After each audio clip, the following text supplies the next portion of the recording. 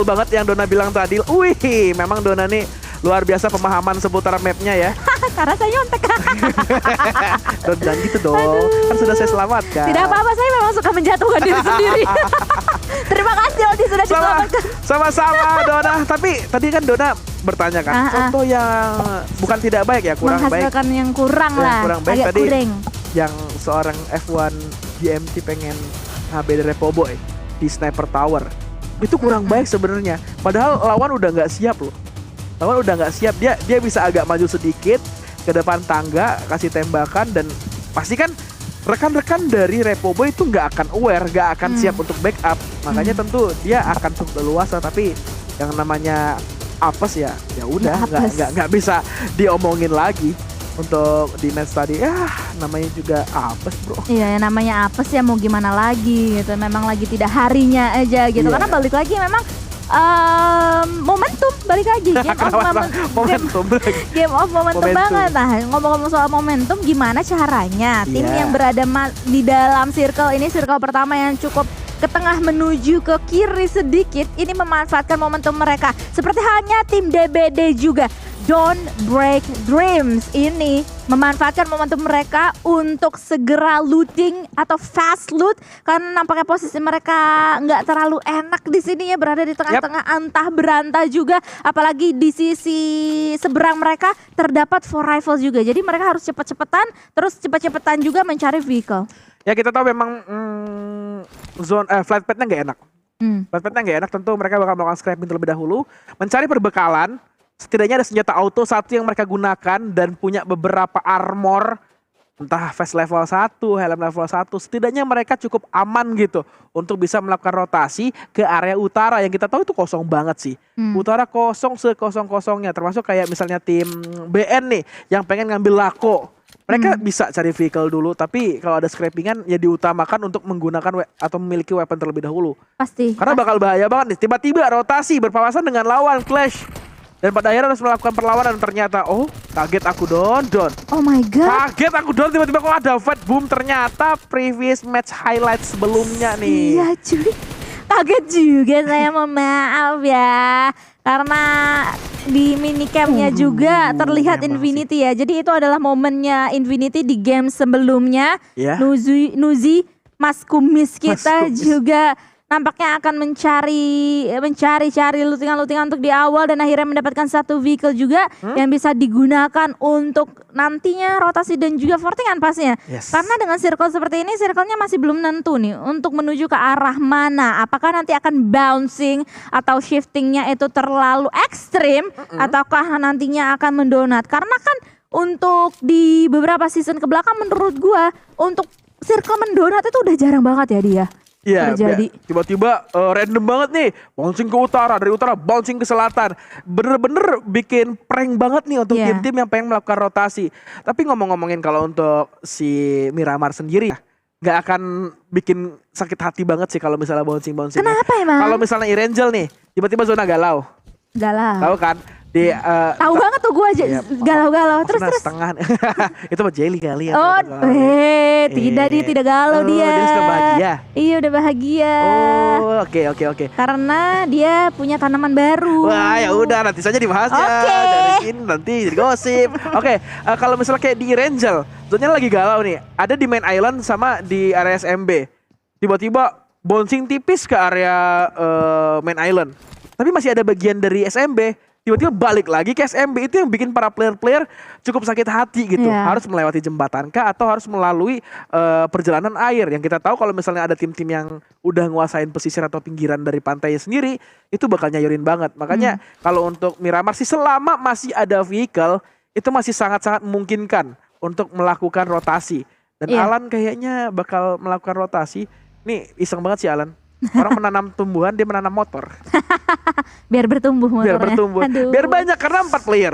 Oh iya, ya benul momen banget tuh kalau kayak gitu nampaknya. Tapi nampaknya dari Sam9 sendiri, ini Sam9 emang tipikal banget sih mereka setiap bermain di Miramar ya. Gue udah melihat Miramar berkali-kali yang mereka mainkan. Fast rotate juga untuk mereka semua. Tetapi kali ini Nuzi gak bisa kemana-mana walaupun tadi vehicle-nya mundur. Tetapi waktu tidak bisa dimundurkan. Dan akhirnya dia tereliminasi di tangan FaZe Clan.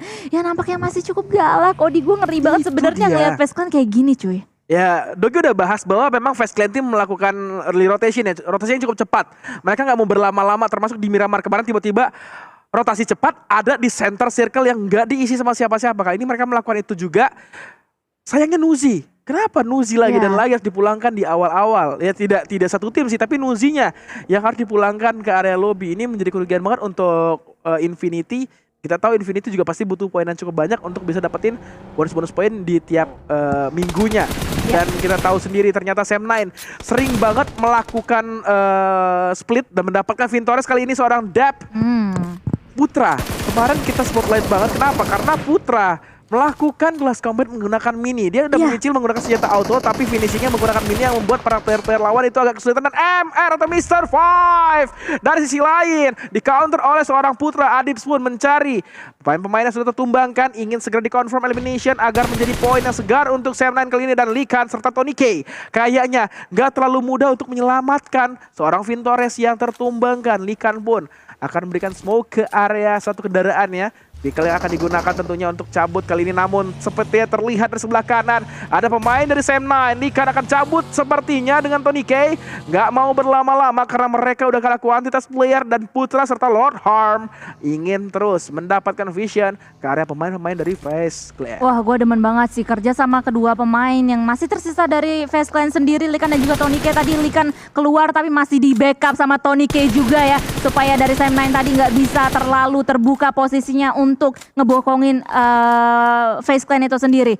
Tetapi di sisi lainnya juga Yudo Alliance yang tadi hampir saja mendapatkan WWCD di game yang pertama. Mereka juga sudah mulai siap untuk menghadapi pemain-pemain atau tim yang lainnya yang kular kilir di depan moncong mereka untuk sekarang di Miramar. Tapi ngomong-ngomong gue balik lagi mau ngomongin Sam9 dan juga FaZe Clan sih.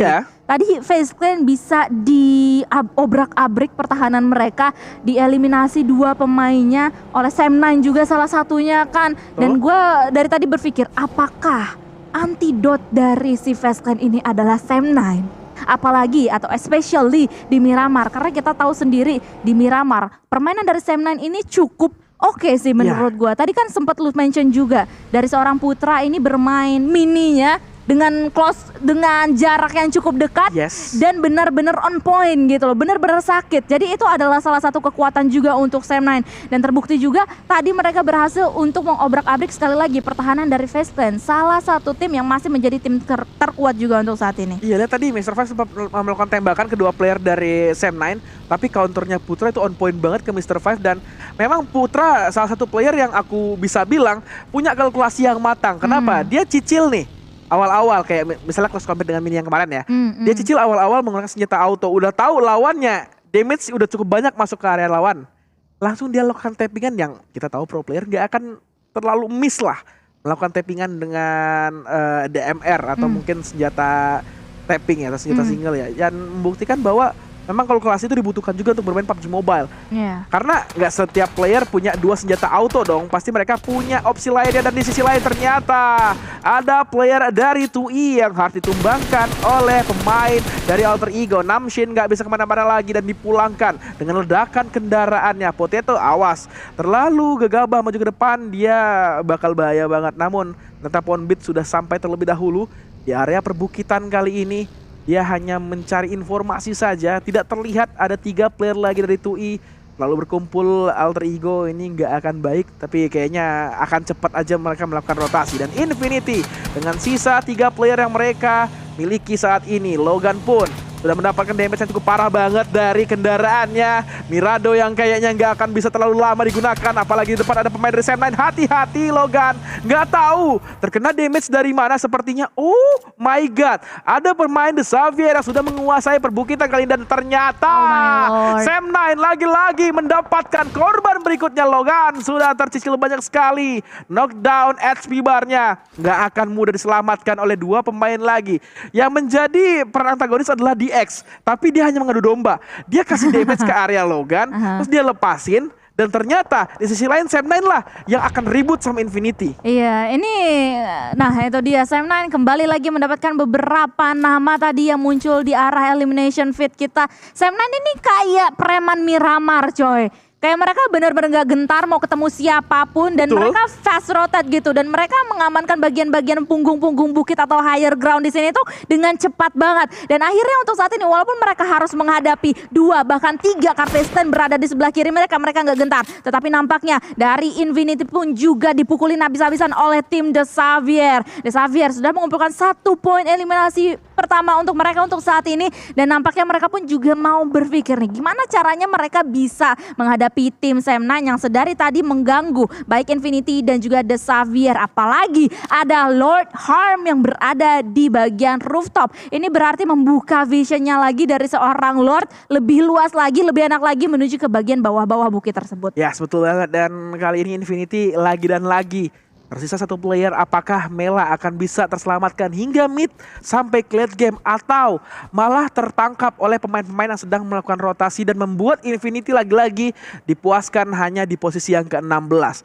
Ini nggak baik sih untuk Infinity pada hari ini. Kalau misalnya dibilang 2 match pembuka untuk Infinity adalah salah satu yang terburuk untuk mereka. Ya, cukup buruk sih untuk mereka untuk saat ini. Tetapi pastinya masih berlanjut perjalanan mereka karena masih ada 16 tim. Tetapi apakah akan -1 karena nampaknya Genesis Dogmagis akan bertemu dengan Yudu Alliance. Tetapi jarak mereka masih cukup jauh menurut gua. Ada 2 puncak bukit yang berbeda yang dihuni atau diduduki oleh baik Yudu Alliance dan juga Genesis Dogmagis. Tetapi untuk saat ini mereka hanya masih mengawasi satu persatu atau each other untuk saat ini karena posisi mereka masih berada di dalam zona. Karena dari tadi gue lihat-lihat para tim di sini walaupun ada beberapa di antaranya bertemu di bagian-bagian jarak atau jalur rotasi mereka, tetapi mereka somehow masih bisa menyelamatkan diri dan akhirnya masuk ke dalam zona. Dan masih 16 tim balik lagi 58 pemain yang masih alive. Ya, ini masih bisa dibilang safe banget ya. Permainan dari tim-tim termasuk dari Face Clan tadi mereka ngambil ujung aja. Ngambil pojok-pojok dari zona, nggak kayak biasanya karena mereka sadar diri, nggak terlalu optimal lagi kuantitas yang mereka miliki untuk saat ini, sehingga ya udah jagain pojok-pojok aja lah ya, nggak usah terlalu geragas banget, nggak usah terlalu agresif karena bakal merugikan mereka. Namun Mela ini bakal bahaya banget kalau misalnya dia di backstep oleh para pemain dari The Xavier dan Ravenclaw mendapatkan informasi 1 minibus yang udah lewat kali dan Sam9 tiba-tiba ada di area San Martin, nggak tahu rotasi apa yang mereka lakukan, cepet banget, betul-betul mereka aktif banget untuk melakukan rotasi dan Sky Only terkena damage dari 1 granat yang dilontarkan oleh dari Sam9. Sam9 sudah melakukan retake 1 compound atau mungkin apartemen yang udah dimiliki dari tim Buriram dan 2 player lain akan cabut dan bakal regroup di apartemen lainnya. Luar biasa banget, cepet banget sih tadi untuk penjemputan yang dilakukan oleh para player dari Buriram ke area Sky Only dan membuat mereka nggak terpulangkan 1 player di menit ke-13 kali ini. Iya, itu diusir coy Buriram coy sama Sam9 tiba-tiba, padahal dari tadi ada salah satu penggawa dari Sam9 sendiri itu yang hampir aja knockdown kan karena HP-nya tinggal setitik lagi gitu. Jadi kayak tapi diusir begitu saja dari Buriram, langsung nyebrang ke compound satunya. Infinity sementara ini hanya menyisakan seorang Mela sendirian masih bisa tahan di antara keriuhan yang mungkin akan terjadi sesaat lagi karena bisa dilihat dari minimapnya dia sendirian dari Mela, di seberangnya itu juga udah ada Buriram, udah ada BN, ada NFT juga yang akan masuk mungkin kalau misalnya circle menuju ke arah sana dari bagian-bagian higher ground untuk sementara waktu. Yes, Infinity atau mungkin Mela bakal main safe banget yang gak akan terlalu geragas. Ya, Face Clan aja main safe, apalagi seorang Mela yang tinggal sendirian gitu kan. Namun di sisi lain ternyata 2i lagi-lagi terjepit oleh pemain dari Yudu Alliance. 2 sisi berbeda, mereka men-sandwich 2 pemain dari 2i, ada Chua dan juga Tuans 2K. Saling bertukar utility kali ini, melontarkan granat, tapi hati-hati di atas ada pemain dari Vampire yang terlihat ada Ravenclaw. Kalau terlalu terbuka, ini akan menjadi santapan yang cukup lezat dari para player-player dari Vampire kali ini. Syamil lagi-lagi melontarkan ke area yang cukup tepat karena dia mendapatkan Chua. Ada terbentang cukup luas smoke tadi yang membuat Kecoa terdeteksi namun di steal oleh Ravenclaw. Oh my god. Cerdas sekali Ravenclaw. Nggak mau memberikan tembakan yang cukup banyak tadi. Namun pada akhirnya dia mendapatkan juga Syamil tertumbangkan. 2 player menjadi korban. 1 dipulangkan ke area lobby. 1 masih cukup diselamatkan. Dan terus memberikan tembakan ke area bawah. Oh my god. Ravenclaw lagi-lagi betul-betul menjadi satu tempat yang pasti difavoritin banget sih kalau misalnya zona itu. Ini dia benar-benar mengobrak-abrik 2 tim sekaligus, Eagle dan juga Yudo Alliance, yang dari tadi mereka mau berhadapan satu sama lain dari Yudo Alliance dan juga Eagle di ujung sana, tetapi diobrak-abrik sekali lagi dengan seorang Ravenclaw hanya sendirian menjaga backline dari Vampire sendiri. Meanwhile teman-teman yang lainnya itu dari tadi udah maju, udah masuk gitu loh di dalam zona sendiri. Apalagi tadi kalau kita lihat di media mapnya juga sudah ada satu nama juga dari tim Vampire yang akan mengamankan zona di bagian barat dayanya, dan nampaknya mereka sudah touchdown, dan ini nampaknya akan menjadi PR untuk Eagle dan juga Yudo Alliance karena dari tadi kayaknya mereka masih dalam satu garis yang sama ya dari rotasinya. Iya betul banget, ini akan saling menahan aja. Termasuk ada F1 DMT yang tertahan banget di sana. Yudo Alliance kayaknya nggak mau terlalu ke dalam banget ngeceknya, namun seorang Swaffle diberikan happy birthday oleh Mela. Tiba-tiba udah ada di apartemen kali ini.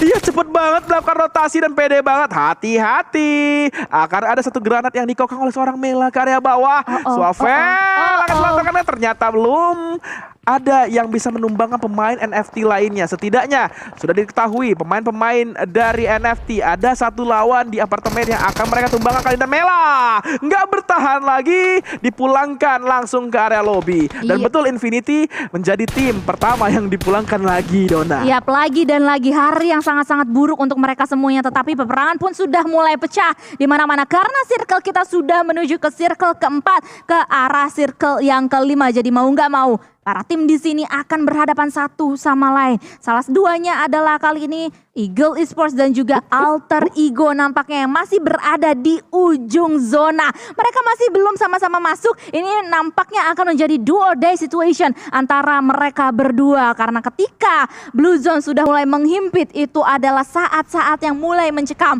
untuk mereka. Apalagi perjalanan rotasi mereka untuk masuk ke dalam zona itu tidak clear. Di belakang ada lawan, di depan pastinya sudah ada yang menjaga dari bagian ujung zona tersebut. Ini sebenarnya tim yang enjoy banget sih aku lihat. Tadi sempet banget dia untuk keluarin Cop RB yang nyangkut dari area tempat lain, dan ternyata Potato meledak kendaraan dan mendapatkan 2 player, seorang adik Luke dari Alter Ego, Potato dan juga Renalre. Betul-betul Yudo Alliance menjadi tim yang berbahaya banget, bahkan Ponbit nggak bisa selamat. Alter Ego harus jadi tim nomor 15 yang dipulangkan ke area lobby hanya membawa 1 eliminasi. Betul-betul sulit tadi untuk Alter Ego sendiri karena di sisi depan ada Vampire, di belakang mereka ada pemain dari Yudo Alliance. Walaupun Ponbit sempat menumbangkan Ravenclaw, tapi kayaknya Ravenclaw masih bisa diselamatkan sih karena dekat banget posisinya dari seorang Fluket. Dan ini bakal chaos banget antara Vampire, Box dan juga Fast Clan. Tapi hati-hati Vampire, di belakang mereka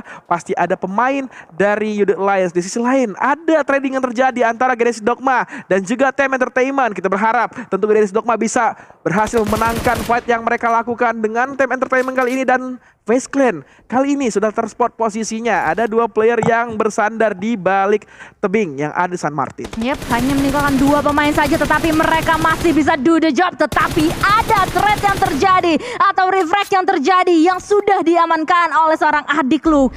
Hanya tinggal sendiri, tetapi adik Luke sendiri untuk saat ini masih bisa untuk menyumbangsihkan 1 eliminasi poin tambahan untuk timnya, yaitu Yudo Alliance. Dan nampaknya adik Luke sudah diketahui posisinya dengan pemain-pemain Vampire yang lainnya. Fluke kali ini sudah menyiapkan 1 buah granat untuk bisa menyapu bersih seorang adik Luke. Tetapi yang mendapatkannya adalah Eagle atau Eagle Esports ternyata. Yes, bener banget. Last player standing dari Eagle Esports ternyata bisa backstep dapetin 1 eliminasi untuk dipulangkan. Dan Daybot kali ini terus menggocek-gocek pemain dari Team Entertainment, mendapatkan 1 BV ditumbangkan. Dan Alan dari bawah akan segera memberikan tembakan ke arah Morman, dan Morman gak bisa selamat lagi. Ternyata Genesis Dogma Gate sesuai dengan doa kita barusan bisa menangkan fight dengan Team Entertainment dan masih aman dengan 4 player mereka. Yap, 4 player ini adalah kabar yang bagus pasti yang datang dari Genesis Dogma Gates. Tetapi nampaknya di bagian bagian tengah udah mulai rame banget, apalagi isinya compound semua. Odi, ini pastinya semua tim, semua pemain sudah mengamankan bangunan masing-masing, tetapi Vampire yang baru aja join, yang baru aja masuk ke dalam tengah-tengah tersebut, area-area tengah, mereka sudah disambut oleh bombardment atau bombardir yang sudah dilakukan oleh tim yang melihat perjalanan mereka. Tapi sementara ini Vampire masih meninggalkan the last man standing mereka, yaitu Fluket atau Fluk TH yang masih berada di dalam satu bangunan. Ya betul banget ya, terculik satu persatu player dari Vampire karena mereka sedari tadi memang menguasai area open field. Tapi yang namanya open field gak cukup mudah karena fokus akan terbagi-bagi cukup banyak sekali. Sehingga Fluket gak akan kemana-mana. Walaupun posisi ketahuan tadi sama main MP dari Buriram, dan di sisi lain ternyata Sam9 harus tertumbangkan seorang Lord Ham dari player Buriram lainnya. Untungnya masih ada compound yang bisa dimanfaatkan. Alright, masih ada komponen yang bisa dimanfaatkan untuk mereka semuanya. Ternyata Bapak informan kita yang tercinta udah ngasih tahu Bocil ternyata yang paling bocil di ini. Bocil? Iya, Bocil yang paling bocil ya. Bapak informan siapa tuh? Yang warna hijau? Biasa itu ujung hijau. Benar ya. Sepak pojok, sepak pojok. Sepak pojok. sepak pojok warna hijau, dan ternyata Daybot terlalu terbuka posisinya. Untung masih ada beberapa tebing yang menyelamatkan Daybot untuk melakukan defense. Masih bisa di revive oleh rekan-rekan dari Genesis Dogma Gates lainnya. Bombs dari area atas. Kenapa aku bilangnya bombs, Dona? Kenapa bukan emang? Booms? Karena kalau Booms kan Boom Esport. Bombs tuh sebenarnya nama dia tuh bom katanya, aku tanya di awal-awal. Kenapa gimana? namanya Bombs? Kan udah ada Boom Esport. Iya bang, sebenarnya nama aku tuh Bom, tapi kan kepanjangan. Di Boom saja biar keren gitu, kayak si bom sebenarnya. Soalnya kan ini kan lebih dari satu pakai S. Biasa gitu kan. Iya bener. Bahasa Inggris banget Dona ya. Yoi. Inggrisnya luar biasa banget. Namun ada kabar yang kurang mengenakan, tadi dua player dari Genesis Dogma harus tertumbangkan. Kali ini Daybot belum segera diselamatkan, dan ada tembakan tadi yang terjadi. NFT dengan 4 playernya lagi dan lagi ada di area tengah-tengah dari zona.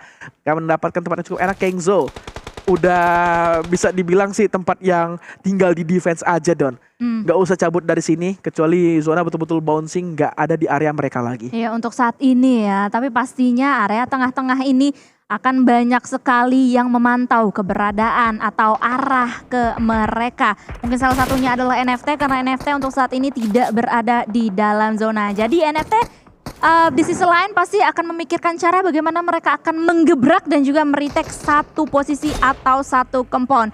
Pun begitu juga dengan Genesis Dogma Gates, karena walaupun mereka berada di atas sana, tetapi mereka harus jalan, harus turun untuk bisa masuk zona, dan sudah ada tim yang lainnya juga yang memantau keberadaan mereka. Tetapi ternyata Vampire harus tereliminasi di posisi ke-11, dan nampaknya ini dia NFT dan juga Genesis Dogma Gates yang mereka harus bersusah payah untuk masuk ke dalam zona. Mereka pun juga dihalau perjalanannya dengan dua tim yang berbeda, dan akan agak-agak kocar kacir nampaknya dari NFT sendiri. Tetapi seorang Batman berhasil atau bisa touchdown menuju ke bagian dalam zona. Ya betul banget ya, tinggal satu player lagi nih dari NFT. Kita doakan tentu bisa survive luar biasa banget, karena harapan untuk di match kali ini hanya terletak pada tim NFT untuk Indonesia sendiri, karena Alter Ego, Genesis Dogma sudah dipulangkan ke area lobby. Booms Esport juga tidak bermain untuk saat ini, sehingga tinggal 3 tim atau mungkin cuma 3 tim yang bermain untuk di Miramar. Terkena beberapa damage tadi dari Molotov yang dilontarkan oleh para pemain dari Buriram sepertinya, dan Sky Only masih mencari untuk bisa memberikan finishing eliminasi ke area pemain dari Don't Break Dream, dan ternyata melakukan true smoke dan belum mendapatkan damage sama sekali untuk area lawannya. Seorang Ziggs akan maju ke area depan, cukup lincah pergerakannya, akan zigzag saja, melakukan gocekan-gocekan maut, dan Mainem akan terus memberikan tembakan. Kayak Only pun memberikan tembakan kedua, tidak bisa kemana-mana, dan backup yang baik banget tadi dari Mainem ke area rekan-rekannya. Dan BN kali ini ada di area tengah-tengah, namun tempat yang tidak akan aman untuk mereka karena pasti bakal digempur abis-abisan oleh tim lawan. Iya, gempur abis-abisan, dan nampaknya itulah yang akan dilakukan oleh tim-tim yang lainnya. Tapi kita bisa melihat adanya smoke yang tebal banget yang sudah di-pop up antara tengah-tengah For Rifles dan juga BN United. Tetapi kali ini di antara usaha untuk nge-revive, sudah ada yang mencium usaha tersebut dan langsung langsung menggagalkan dua punggawa tumbang dan bahkan ada threat knock terjadi antara BN dan juga Four Rifles kali ini, dan nampaknya Four Rifles hanya meninggalkan the last man standing mereka saja, yaitu Ipo, yang dimana Ipo kali ini akan berusaha berupaya sekuat tenaga untuk bisa membalikkan keadaan. Itu celah kecil banget, tetapi Ipo masih belum bisa untuk menemukan satu pemain dari tim BN yang lainnya untuk saat ini. Dan nampaknya dari minicam kita juga sudah mulai ada peperangan yang pecah di luar sana, tetapi kita masih fokus ke arah BN dan juga Four Rifles. Ini walaupun 1 versus 3 situation masih sangat alot, tetapi ternyata ini dia fight yang sudah pecah antara NFT dan juga Buriram, yang dimana NFT langsung saja dienyahkan dari tanah Miramar kita ini di tangan Buriram. Buriram lagi kuat-kuatnya banget, mereka menguasai apartemen yang ada di area San Martin kali ini, dan fight lagi-lagi terjadi. Apple masih mendapatkan satu player lagi. Akankah segera dipulangkan ke area lobby? Dan tidak, ternyata Apple lah yang akan dipulangkan. Setidaknya tadi sempat pulangin pemain dari BN dulu, baru dia harus dihentaskan perjalanannya. Sisa kurang lebih ada 6 tim yang akan bertanding di late game kali ini, dan Frankie pun ditumbangkan. Buriram geragas banget, beringas banget mereka. Betul-betul buktikan bahwa mereka nggak mau kasih WWC lagi ke area tim lawan. Lontaran satu granat di area tangga oleh para pemain dari DX dan Lamborghini. Tersisa seorang diri yang masih aktif, harus menghadapi 4 pemain dari The Zalvia dan Lamborghini. Tidak mengetahui bahwasanya ada trade atau mungkin ada trap yang dilakukan oleh para pemain Buriram. Ini bisa jadi Buriram yang dapetin WCD. Mereka bakal aman banget dengan 4 player mereka. Adrenalin rush-nya lagi bagus banget. 13 total eliminasi untuk saat ini mereka dapatkan. Ini akan membuktikan lagi bahwa Buriram lagi dan lagi menjadi tim yang mengumpulkan pundi-pundi WCD cukup banyak di 2022 PMPL Southeast Asia Championship Fall kali ini. Iya, kemarin mereka baru mendapatkan WWCD di Sunhawk sebagai map pertama, dan kali ini nampaknya mereka masih stand strong banget. Apalagi kali ini mendapatkan atau masih mempunyai satu bangunan yang bisa dijadikan hiding spot, tetapi mereka masih aktif, gak pasif begitu aja, karena setelah mendapatkan satu knockdown ke arah BN United, mereka akan mencoba untuk mengeliminasi. And that's it. Itu granatnya benar-benar mematikan, dan Kengzo langsung maju dan langsung tanpa basa-basi menanggalkan satu persatu lawan-lawannya. Bensu pun kali ini mendapatkan red knock kali ini dari Bensu sendiri, dan nampaknya Bensu nggak bisa bertahan karena ada sergapan yang dilakukan oleh Buriram. Ya, betul sekali Bensu. Sempat menumbangkan satu player dari Buriram lagi-lagi. Masih bisa selamatkan loh Sky Only. Nggak tahu rezeki banget ini. Namun Face Clan, seorang Likan